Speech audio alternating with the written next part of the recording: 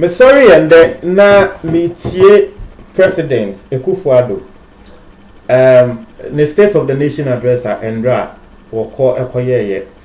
Now metie na woka assembly we say wono Akufo-Addo wo betena so as president no wo hwe corruption a say we fight corruption pa e wo Ghana ha say significantly. That say Ghana for ni ehu ne say wono Akufo-Addo de e ba corruption dia won so wo fight corruption. Woka ya na me ka say hey sir Akufo-Addo President His Excellency respectfully sir we fight corruption. Okay yenhwe se ne kre we fight corruption na e wo menim sisia no I have just about 60 scandals and Akufo-Addo better than a president 60 scandals aba metumi a tell say ni name no Ghana for we didn't see any action at Akufo-Addo take here and that workers are fighting corruption no na sa 60 scandals here there aba enimu a Ghana for ye kra ye nim no the aba enimu a Ghana for ye nim na the very first one bust bulk oil distribution the no bust se munya mo kaya eno 15 million Ghana cedis contaminated fuel. It was a scandal. Enumono Ghana you lose 15 million Ghana cedis in revenue. The Emma you lose ye NSA bulk oil storage and transportation company limited from a bust. Na the womo ye NSA contaminated fuel na womo air to ama non-existing oil companies. And no document eba bonti ma yehu say boss agree say wo beton sa oil si me kre wo mo ton ye e ma nkrofo bia ye from moving pina energy any zoop oil ni na echi say we didn't actually see any action from the president nipa na what boss hono president no ain't taking action on that person. The second one no Ekanho Emma ende okay o de yankoso the second one no de munya motete ye say cash for seats ansem no Ministry of Trade and Presidency say $100,000 na tre say mbrofofo a wo mu fi abrochi ba Ghana say wo pese wotina Akufo-Addo nchen a ye auction seat no for $100,000 cash for seats. And also who sense bebre eba bonten and also yante ho hwe investigation a president ka say wo ye wo wie investigation na Ghana for ebete ho asem no yante ho hwe wo bie ni wa sabe enam so nti ebia wo lusu na ejuma a ya ka say okay president has taken action on this person. We didn't hear anything. That's the second one. Now, in Sembi Wawa, I am in person boss because it doesn't directly involve the president. Now, the next one, Ghana Export Promotion Authority. Ono, the CEO of Ghana Export Promotion Authority, and Onwagasa, ni two deputies, are no more transfer monies from state enterprise coffers into their personal accounts. Sansem so babonting.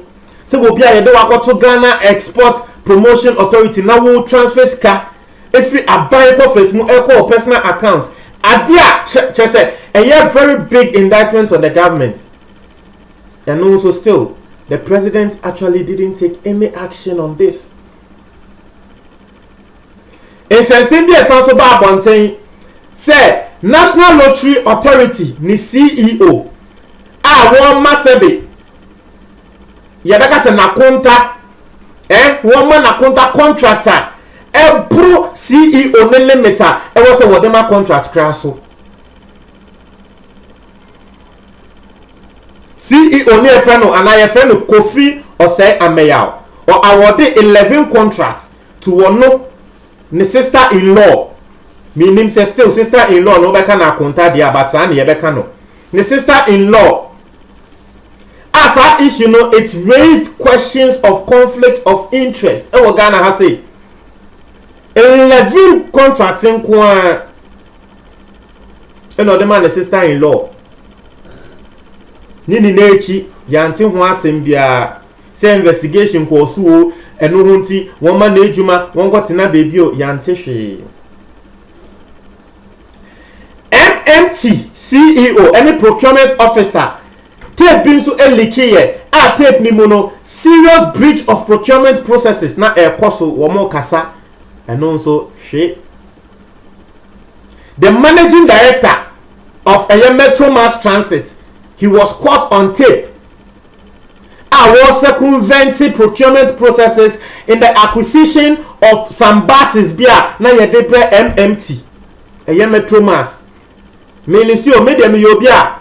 Wo hwe asofo wo mama prophecy at the end of the year na me the prophecy number na ya hwe percentage and some of kan abem nti Akufo-Addo so just because we can say we fight corruption in Ghana na Ghana for ni ehun say we fight corruption no e na mebobo nsem we so me say list am matro no 60 the enopo ye the me kayo about 60 scandals are a rocky Akufo-Addo the government most of them no he didn't take any action inti ende so we say we fight corruption significantly then I don't know what the president is talking about. The next one, planting for food and jobs. Yeah, the 18 million Ghana cedis. Yeah, bro, me eka say dubious expenditure. Dubious, not just say sikano ye yusu ne basa. Na ehono Minister for Food and Agriculture, a friend of Dr. Efriye Akoto. Na enono de metumi aka say yes, this particular one the president actually took action. Engofu bebrebe kasai. Now, Dr. Efriye Akoto, he was found wanting over a 10 million Ghana cedis contract to supply chemicals to fight 4 army worms. That time, Mokaya. Na Ghana, womo die bro, no womu su say 4 army worms. Gogo mipi, na womo say in bro, ewa Ghana ha say. Inti enu hunti, Minister for Food and Agric. Just a 10 million Ghana cedis near say they got chemicals about the fighters are 4 army worms. Now, no, the procured chemicals no, it turned out to be fake.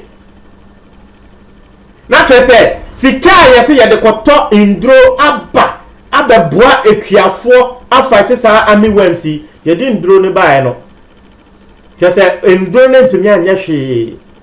You go hwehwe mu no say endo na yesi ye de abaneka say fake. Hey, and say Ghana 10 million ashe mo de 10 million ni na akoto fake edro a se mo ehu say fake edro na mo akasa na mo ahye dan akoto fake edro e na mo betre say 10 million na ni enim ho hwe. Na same thing no 8 million Ghana cedis. Hwe enya small money na ye bobo so no 8 million Ghana cedis.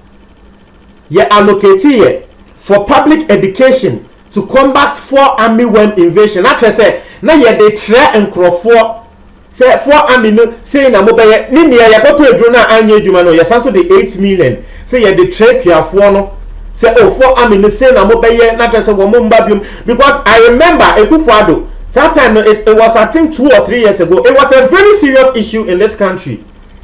So 4 army no na diga na ekiafo nyapa na enye easy na ni nechi still ankosiaga 8 million ni ayesi ye de kotre ade no pharmacy be breakra ba bonze say ye de mo ametre enhwio o ma metre enhwio ni nechi nothing happened.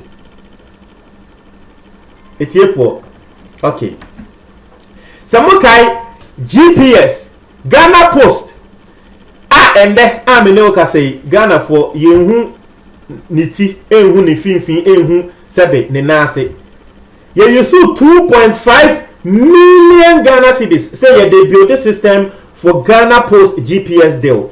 Na sa time no me kai ngofo babonti be ka say oko Play Store the same app wo ho ye betumi dia the same thing inti aden Google Map kra wo ho ye betumi use Google Map ne enim say e free. It's adding na Ghana you go use 2.5 million.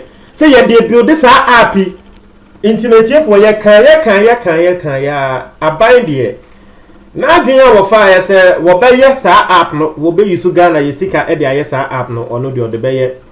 Now yen value say since time app no ye no and Ghana for saying in the use a value for money and yesika no yakotu egu. Now and say some of the things in so we want to say Flagstaff House appearance fee be 20,000. Say in bebre koso some kai abrantie Kwame A+.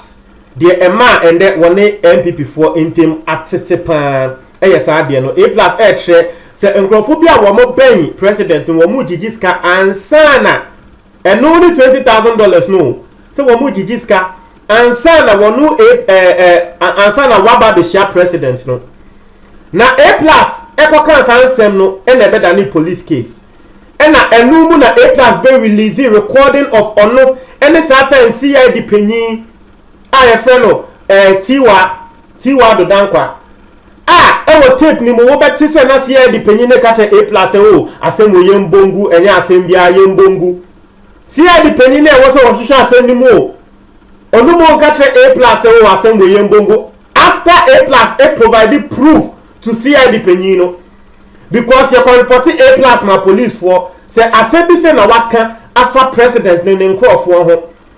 It's investigation because na A+ extra evidence no and a CID penyin ni mo beka tre A+ o asem na nya hwe yembongu say now so na A+ are recording no and A+ dey recording no e beto Ghana fo anim A+ dey recording no beto Ghana fo anim na tiefo CID penyin ne ba bonte be ka say e doctor tape just a tape no e ntro wankasa na so ye nya ye tele clear ensema wo kan e wo sa tape ni mu.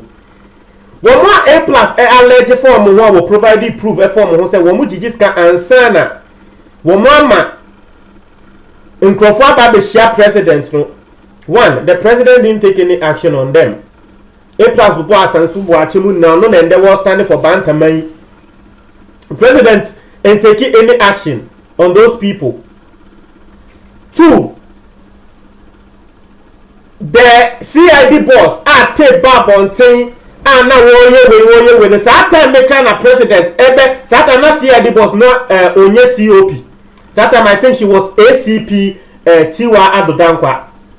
After that can ye the money we rise in rank sansa me be see ye na go fu susu say CID boss ne kre bia ye bete ne rank so na ye be sake no and I say on resign no and no clan ye sanso ebe man rise in rank ebe man rise in rank mu wie ye no ena wasansu kodi sabe yeni aye kai takrade imale nsema wakokan ye and create na still no what office and then the election year yeah we are signing na koshe baby but whoa 3 years ago 2 years ago as I see here still she was in office. The president publicly didn't do anything about it. Inti and say President Akufo-Addo ba bonten ye ka say wono de wa fight corruption na Ghana fo ni enima me ye Ghana ni mesre minim. And I am not the only person. Manasseh Azori just last 2 days what your article be now the title of the article they say corruption under Akufo-Addo is far more worse than it was under Mahama. Na ye ni say Manasseh Azori wono e na wo bo Mahamechi e man kofo etutia Mahama. And then Manasseh Azori atro article aba 2 days ago an otro article no say corruption under Akufo-Addo is far worse than Diena ewo under Mahama no. Inti obi a obeba begina post we ase e ka se me ye NDC ni me ye MDC ni no mesre for wasoto fom ne tie ensema eko. Even the corruption index reference and CPI or then corruption index even say over 60% of Ghanaians feel say Akufo-Addo has failed when it comes to corruption. So I am not the only person saying this. With the other side, say open out your MPP ni na bobeba aba be attack media wa wuje jirenje. Na say the meeting can say 60 corruption scandals under Akufo-Addo 1 year ho hwe no. The amount no elebe 12 people bebre e wo ho bebre wo ho muni amokai Australia fraud insensem ye de Ghana phobia e wo say ye de omokwa insem bebre muni amokai sa asem no minister ya chain say wono e na said wona wo hye sansem na se no pious enam hagide and that me no ka say he is still a minister. Wo mo hear investigation wie ye wo ma fa report na ma beto Ghana fo anim. Still wo ye minister there ye say they just reassigned him from the Ministry of Sports to the Ministry of Information. The president didn't take any action on him. Payosena Majide and also sa corruption case no and also ewo ho. Just say insem bebre Auditor General insem what the expose here ba and the year attacking Auditor General left right center. It's for enye easy. Bosha cathedral cathedral I don't know to make us say way because it has actually not happened yet. Into no to me fan can say corruption. But what you say NIA Bosha national registration exercise yet the Ghana $1.2 billion. Sa NIA krano Kennedy Japan ba bonten be cassette ya say wono Kennedy Japan no mo man far less wo betumi aye but okoka tro mo mfi no wo mo the $1.2 billion and the yes national registration exercise no aye ka no Ghana card and then who koye Ghana card registration na queue ten and that me no ka say Ghana card registration since over 4 months or so then in the be wo me area enye me kwa ye mo bebre ye nya bi anye because then there will be a network. Sika kesi say amode ya de we omo nya network papa amfa nye. E tell say sika no enye ni na ne de share sa Ghana card enyama ni mu. Insembe pray. To nsensem wo mo energy minister any to CEO over corruption sensem bia e ba and also the president didn't take any action. Now, assembly also by a national security each year for president's private land acquisition. And now you two Obama Akufo-Addo we say we dey answer them by public ni musa. But and also can you two Obama Akufo-Addo we no. They see and say national security phobia they took charge of asset acquisition.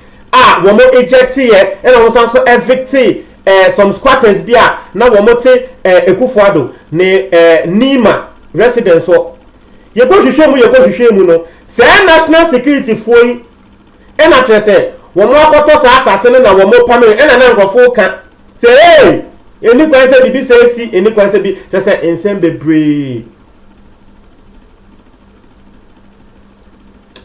mon try ma adwo comment box ni mo me da ase